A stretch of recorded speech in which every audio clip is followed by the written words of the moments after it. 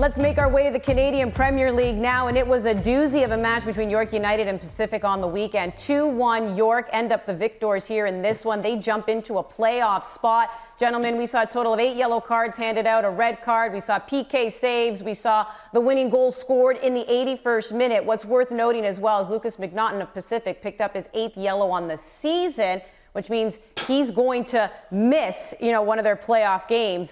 So that obviously is going to hurt them a little bit here as they are trying to hold on to that top spot. Now, you gentlemen on the broadcast were very critical of the officiating. We're going to get to that in just a moment because I'm curious to see if you still feel that way, if you've changed your mind. But Pamaduka, head coach of Pacific, was asked about the refereeing after the loss. This is what he had to say.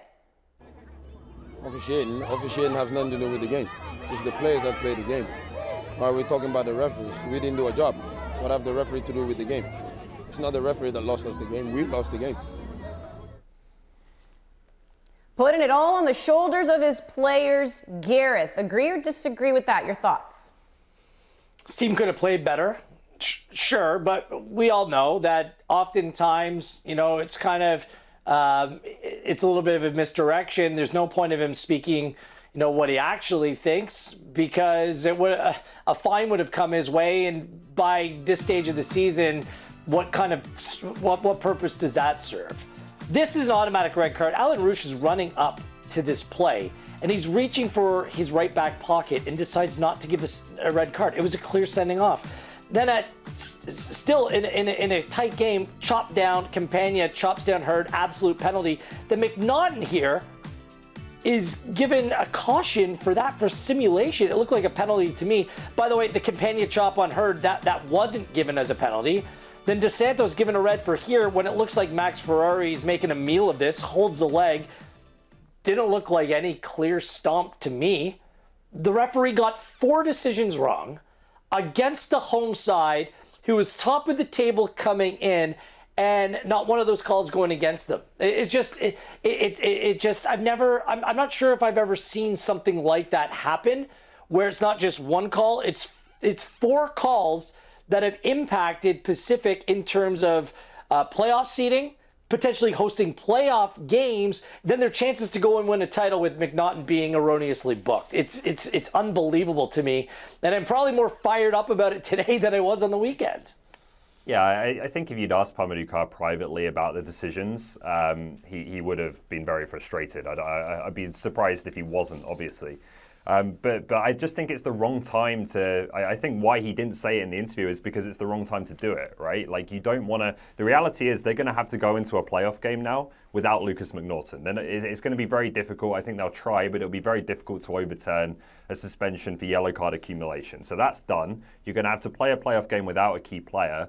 The last thing you want to do at that point is send a message to your players that has just made a massive dent in our championship chances, right? You have to keep the belief in the group that it's whatever, we can win a playoff game without him. And I think if you start complaining about refereeing and start saying, oh, look how we've been wronged and this is all of this kind of stuff, you send the wrong message about how they have to approach that game. So I think that's why he didn't come out and say it there, but I can't imagine that he's not, very unhappy with all the decisions that Garrett's outlined there privately.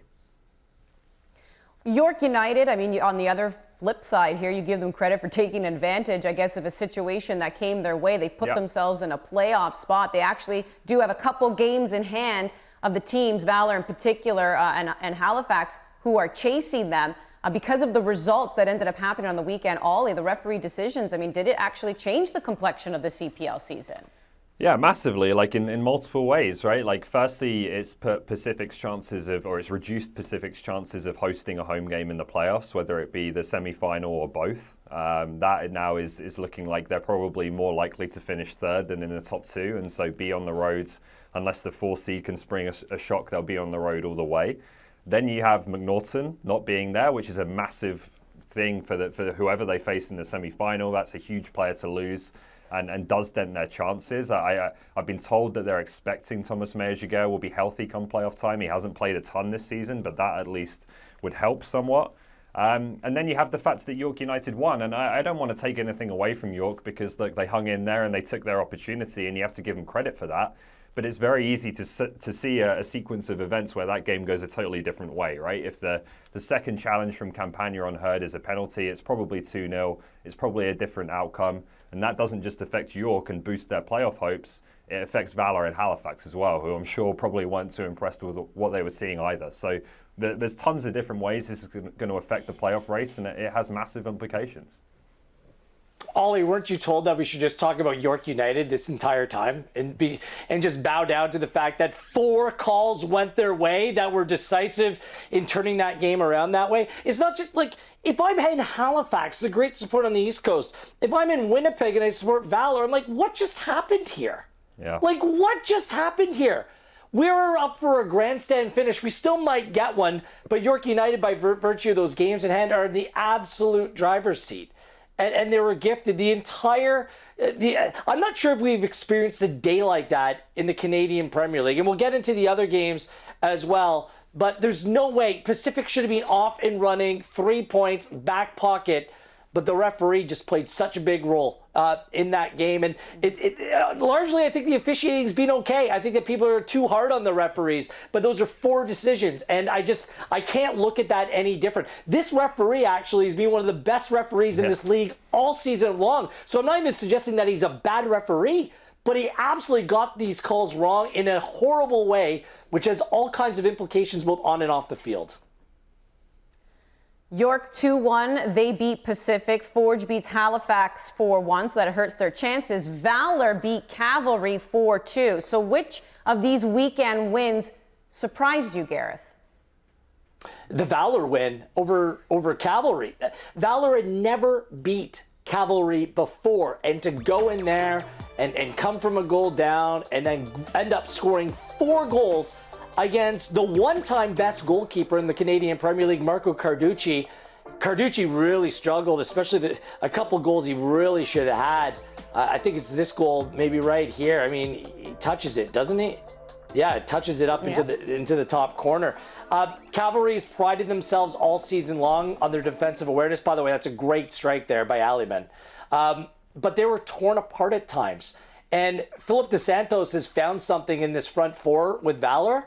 I think it's something special, and surprised that we didn't see more of it earlier on. Rea, Gallardo, Akio, and Dyer leading the line.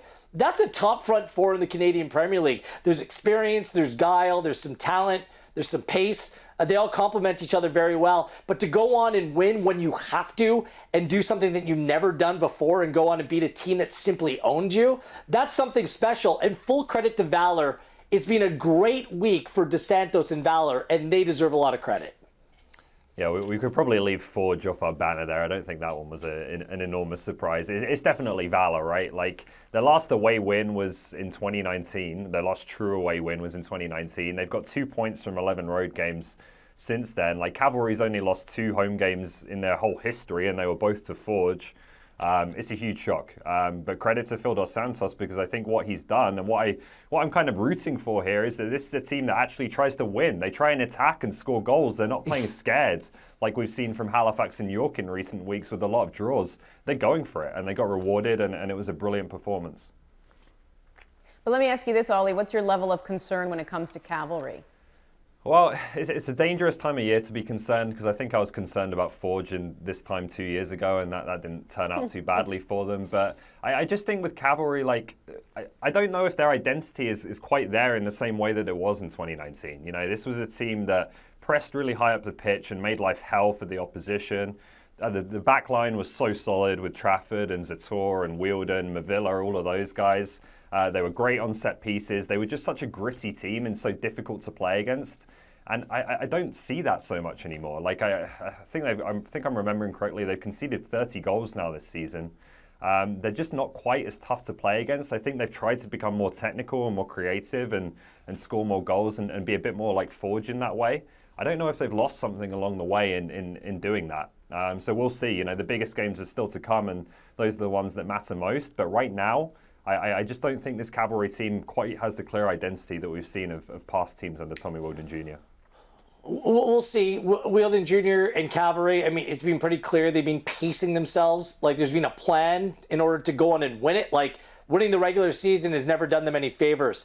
No True. Klomp on the weekend, no Simmons on the weekend, two very important players. I think they desperately miss a player like Elijah Atakubi in the midfield. Like, he just drives that team forward. They lack that influence. And someone needs to step up behind Joe Mason. Whether it's Camargo or Fisk or someone else, there needs to be that creative spark other than the flanks in Farsi and Escalante to make this team tick. Congratulations to Oliver Minitel, one of the stories of the weekend, making his return as a substitute in that game after that horrific injury at the Island Games. That was good to see. And maybe he has a role to play before all said and done. So no, I'm not pressing the panic button, but there's certainly questions to be answered. Well, you had said it earlier, no surprise there when it comes to Forge and their victory. They really are this energizer bunny that just keeps on going, and we just wonder when it's going to falter, but it hasn't, right? Even in that semifinal game in the Canadian Championship against CF Montreal, taking that one to penalty kicks, really thought they would be the team to move on. But here's the thing, guys, it keeps on going for them, right? So tomorrow they play in the second leg of their CONCACAF League game against Costa Rican side Santos. They have to make up a 3-1 deficit. They did get that one goal on the road. They're at home. But if they do advance, which gives them a real good chance of qualifying for Champions League, I am curious here, Gareth, if you believe that hurts their chances of going for a three-peat, though. I don't think so. I don't think they're scared of anyone. I think they have greater depth than just about anyone.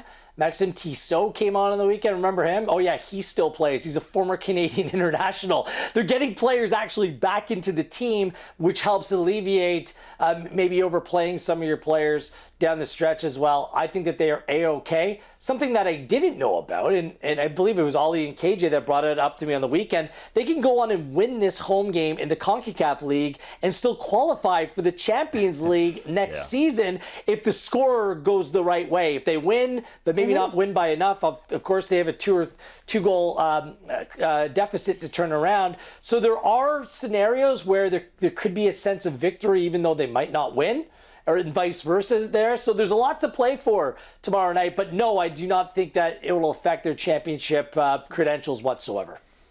The big question for me is where are they going to be playing, right? Because if they win the regular season of the CPL and they're playing all at home in the CPL playoffs, and they host the first leg of the CONCACAF League at home, the semi-final, which would come between the two playoff games, and they're just staying in Hamilton, that's a totally different thing than having to go to, let's say, Vancouver Island, and then they're down in Honduras, and then they're going to Calgary or whatever for the CPL final. Like, that would seem to be extreme and impossible. If it's all at home, or at least most of it, it's a completely different thing, right? And it's a lot easier. So getting that first place and that home advantage has become very big for them. Last week, we brought you the first semi-final game between, that was Forge and CF Montreal in the Canadian Championship. That one requiring everyone to shoot, including the goalkeepers, and CF Montreal moving on. Who will join them? Toronto FC, Pacific. That is Wednesday. And Gareth, we know Toronto FC and MLS play. They played over the weekend, 1-1 draw against Atlanta United. They rested some players. What do you make of that? Does that tell you something about how they feel about Pacific and how they feel about this competition? I don't think it's so much how they feel about Pacific. It's just the importance of this competition. And Toronto FC, for the last few months, have been playing weekend, weekday for a great length of time. So resting players, not having players like Mavinga, Auro, Larea, Bradley, Osorio, have them not travel to Atlanta in what was a meaningless game for them overall. I think that's smart. They've stated it publicly that this game and winning this Canadian Championship, winning the Voyageurs Cup, is a massive priority for them. As soon as they understood that league play wasn't happening, all eyes have been on the Canadian Championship. In fairness, Pamadou Ka rested some of his players on the weekend as well. Hujarapor, Chung, the goalkeeper Irving, they didn't play either. So I think that both teams had eyes for Wednesday night and how big this game actually is for both. Yeah, it's all TFC have to play for, right? At the same time, I think the CPL teams have earned some respect. I think when you look at what Pacific did to Vancouver, you look at how fortunate I think Montreal were to beat Forge as well, and the rotation that happened from the MLS teams in those games. I don't think Toronto FC should be under any illusions that they need their full-strength team, right? And they don't just need their full-strength team, they need to play well. They need to be fresh. They need to be at their best in order to win this game. So I think that plays into it as well a little bit, not just managing minutes, but leaving Bradley, Larea, Osorio at home completely. They're obviously going to be fresh for this game and you would think ready to go. Well, in Toronto FC's last Canadian Championship game against York, Gareth had said there was no way York was winning. He was right, Ollie. Now he's saying the same thing when it comes to Pacific. Do you agree or disagree? Okay, I wouldn't say he was right. He was right that TFC won the game, but just because they won the game doesn't mean that York had 0% chance of winning. So I'm not going to go into that any further because I know I'm boring you all already. But I'm just saying, okay? Look, I think you can give Pacific a low chance of winning. Are they massive underdogs? Of course they are. But 0%, of course not. They've got a chance. They're a team that is going to go there, I think, and play their game, play with their identity. They're not going to have any fear of Toronto FC with the way this season has gone for them. It's a massive difference in salary, obviously, and if TFC play at their best, then you'd expect them to win the game and progress to the Canadian Championship final. But I think they're going to be tested. I think this Pacific team has more to it than York United offered at BMO Field, and it's going to be a really interesting game. That's true, but you don't think they're going to fear? They're going to look over and see players like Pozuelo and Altidore and Osorio and Larea, and they're not going to be like, "Wow, we're in tough." I don't think they're going to be wow. Like, come on, like there is 0% chance they're going to go on and win this game unless like the flu bug ravages Toronto FC in the build up to this game. Then all of a sudden, 6 players aren't available. Come on, like they've been a very good story. Toronto FC in their history have only lost to a lower division side in the Canadian Championship once, and that was Ottawa Fury in the first leg in a game that really didn't matter. I just don't think that, and you're right, Pacific are a better side than York United. They will be a different kind of challenge. We just saw TFC completely overrun the York United midfield. I see the exact same thing playing out against Pacific. TFC are just too strong in those areas, too strong in wide areas. It's just, I understand that we want to pump the tires of these young developing Canadian players, and they're a very good side and developing side, but TFC, they're 1 year away from having the second best point total in all of Major League Soccer. And for all that they've been through this year, they've drawn their last 3 games against some pretty good teams because guess what? TFC still has some pretty good players in their squad. 0% chance. We do know, and we've discussed ad nauseum here, obviously, though, how tough it has been for Toronto FC in MLS play, hence why the Canadian Championship does mean so much to them. And Ollie, we also know that Javier Perez has been told he'll be on to the end of the season. The end of the season is fast approaching. November 7th, they play their final game. Are you hearing anything when it comes to a new coach?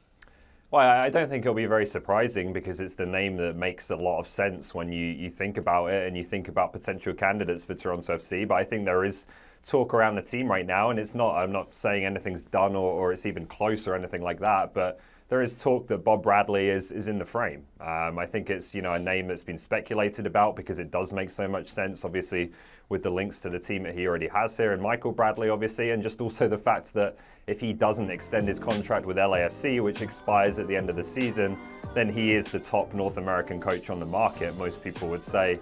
And Toronto FC are always going to look at that. So the big question with someone like Bob Bradley is, are TFC willing to do what they seemingly weren't willing to do with Greg Vanney, which is really hand over a lot of power and give him a lot of say over recruitment and over the whole running of the club rather than just the coaching of the first team, which is the pathway they went down with Chris Armas, because I think you're going to need to give him quite a lot of oversight there to attract him to the club. So we'll see. Yeah, and we'll also see the timing of the new appointment, right? Because if they do end up winning this Canadian Championship match that we've been discussing, do you at least keep Perez in there for that final match as well? And when does the new coach get announced?